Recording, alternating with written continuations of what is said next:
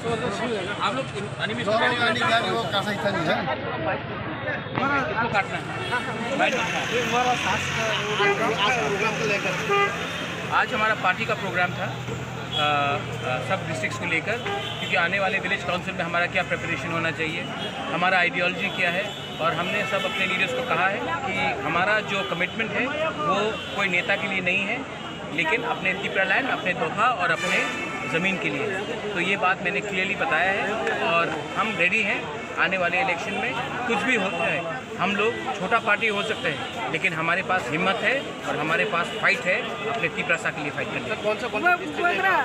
आज सदर, waste, Unakoti, चरेलाम, ख्वाई political district हम लोग कमेटी। और एक बात है, जो सवाल उठाया था तो चर्चा हो रहा है, आपने 80-90 के बारे में बात किया था, कुछ चर्चा हो रहा है क्या 80-90?